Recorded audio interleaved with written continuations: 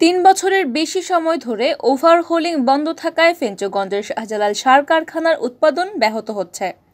২০১৯ সালে শেষ ওভারহোলিং হয়, এরপর আর এখনও পর্যন্ত ওভারহোলিং হয়নি।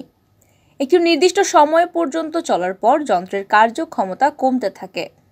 তখন যন্ত্রাংশ খুলে পরিষ্কার, মেরামত ও পরিবর্তন করে পুনঃসংযোগ করতে হয়। ২০১৯ সালের পর থেকে এই কাজ না হওয়ায় যন্ত্রাংশ কারখানাটি দফায় দফায় বন্ধ হচ্ছে। চলতি অর্থবছরে ১০ মাসে প্রায় ১০ বার বন্ধ করা হয় কারখানাটি।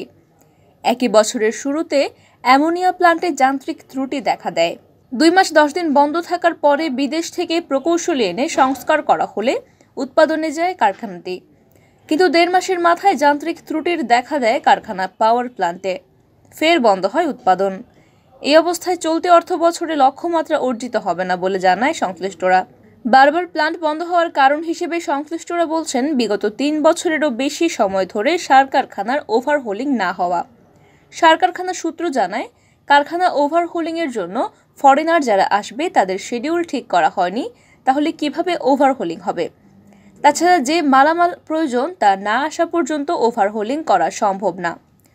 ওভারহোলিং কাঁচামাল বাইরে থেকে এলসি করে আনতে হয়। এলসির জন্য কাগজ চাহিদাপত্র পাঠিয়েছে কর্তৃপক্ষ।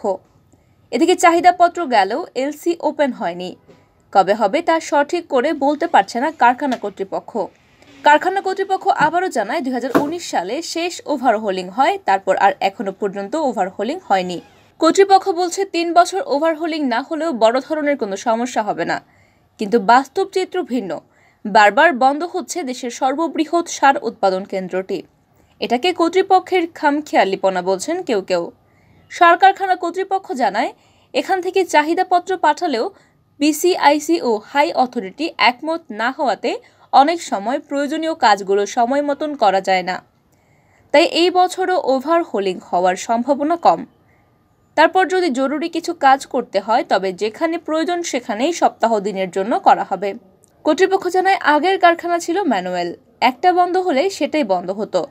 এখন অটো হওয়াতে একটি বন্ধ হলেই পুরোটাই অচল হয়ে যায়। এদিকে টানা ৩ বছর গত হলেও কারখানাটি ওভারহোলিং না করা কারখানায় বারবার বন্ধের কারণ বলে মনে করছেন বেশিরভাগ শ্রমিক।